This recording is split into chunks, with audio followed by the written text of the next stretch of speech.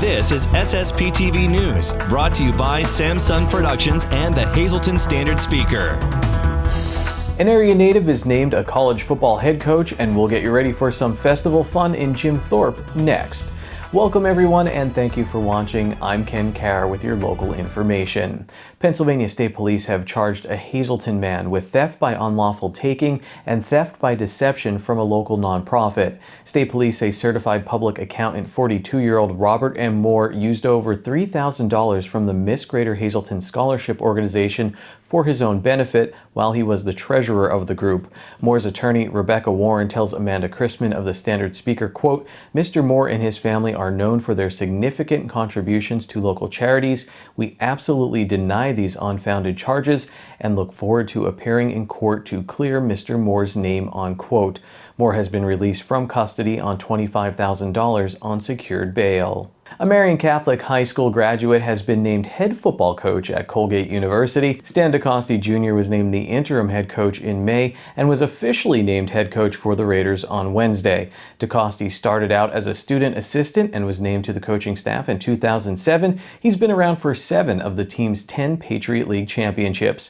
We spoke with his very proud father and longtime Marian Catholic high school head football coach, Stan DeCoste Sr. He's worked hard for it. He was a great player here for us. He's a great representative of the school. I was very proud today that I watched his press conference on ESPN Plus because I'm going to go up and see his first practice. And he mentioned Marion High School. He mentioned the coal regions.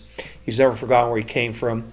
But he's a Colgate guy too. That's where he's went to school. That's where he played. That's where he's coached. So I'm excited. They have a tough opener, Boston College. So he's got some young kids, same thing, got to develop. Got to come out of the BC game healthy, but he'll do the job. I have no doubt about it. He's worked hard. He loves the game, and the thing I really like is he takes it very seriously. That he coaches somebody else's sons, and that's really important as a coach. Stan DeCoste Jr. was a quarterback and defensive back for Marion and made it to Colgate as a player before injuries ended his playing career. Colgate plays at the NCAA Division I level in the championship subdivision. Many popular festivals in Jim Thorpe are ready to return. Here's Lisa Sugar talking with the president of the Jim Thorpe Tourism Agency, Michael Rivkin. The word came out that the festivals were back. So what does this mean? How many people does this literally bring to the area, each one of these festivals? Because you're a very big tourism center. Jim Thorpe has been a top destination for American travelers and even travelers from abroad for now decades. We're very blessed. We're very fortunate to have that kind of climate here. The Fall Festival brings in excess of 10,000 people per weekend.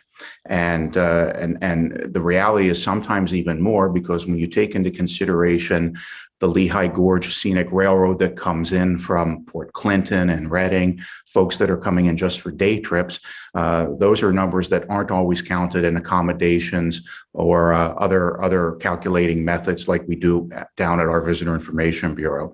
So the reality is, to have these festivals back is a super important thing.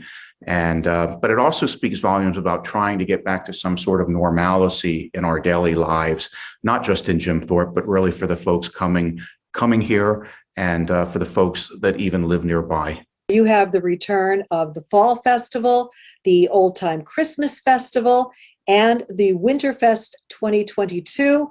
But Jim Thorpe is a popular area even when those festivals aren't going on, because you have some wonderful historic sites there as well.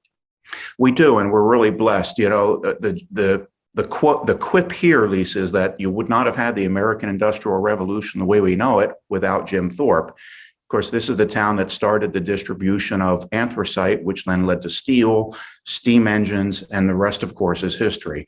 And that history now is more important than ever, and it seems that folks from, honestly, near and far want to come and see the Asa Packer Mansion, the old jail, the Mock Chunk Museum, and then even some of our outlying attractions like Number 9 Mine, Eckley Miners Village. These are all really important to the rich history of the anthracite region, but also to the building of America. And now it's great that they're finally back in shall we say, in popularity and recognized for the importance that they've provided to our country. how big of a hit was it when you weren't able to have people coming into the community? Because I'm sure with so many beautiful little shops lining the downtown and that, I'm sure it was difficult for them and the restaurants to keep their doors open. It was. COVID was hard on everybody. There's no question about it. I have to tell you that our county honestly did a very good job in their distribution of CARES Act funding twice last year. That helped keep businesses alive. It certainly helped major attractions like our Opera House. But then the reality is, once the COVID restrictions started being lifted last summer, Jim Thorpe was the right place at the right time, because here we were being told to go do things outdoors. Let's go hiking, let's go biking, let's go whitewater rafting. Well, okay, here we are. So the reality is Jim Thorpe fared better than most, and we're very appreciative, and we're very humbled by it. And that's kind of why we're glad to have a return to the festivals, because really I think it's important not to, shall we say, take it for granted when people come back. We want to make sure we keep trying to provide that really cool experience that we're known for. Now, people who are watching this, if they're wondering, where they can get more information, what's the best places for them to go to find out about the festivals and about Jim Thorpe in general? So jimthorpe.org is our visitor information website here in Jim Thorpe. It's an excellent one. Two other great websites that I recommend heartily, not just for Jim Thorpe, because if you're in the area, you're going to want to explore a little bit more. Carbon County Chamber and Economic Development Corporation is terrific. They have an excellent website, and frankly, we all share our events and post them on multiple platforms. Another great resource, Lisa, continues to be PMVB, Pocono Mountain Vacation Bureau. This is where you'll find information not just for Jim Thorpe, but for Carbon County, and frankly, right here in the heart of the Lower Poconos.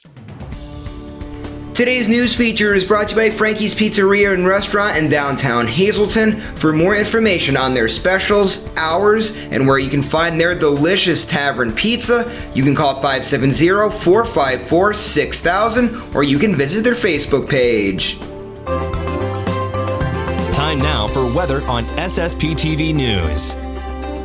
Here's our forecast from the National Weather Service. On Friday, sunny with a high near 80 degrees. Friday night, mostly cloudy with a low in the 60s. Saturday, a chance of showers and thunderstorms after 2 p.m., partly sunny with a high near 80 degrees. Saturday night, a chance of showers and thunderstorms, patchy fog after 3 a.m., otherwise partly cloudy with a low around 60 degrees. Sunday, patchy fog before 8 a.m., otherwise mostly sunny with a high near 80 degrees. Sunday night, partly cloudy with a low in the 60s. Monday, mostly sunny with a high in the 80s. And Monday night, partly cloudy with a low in the 60s. The weather is brought to you by Valley High Food Drive-In in West Hazleton. They're open Monday through Saturday from 4 p.m. to 8 p.m. and Sunday from 1 p.m. to 8 p.m. These hours may vary as they work on staffing for the summer, so call ahead or check them out on Facebook.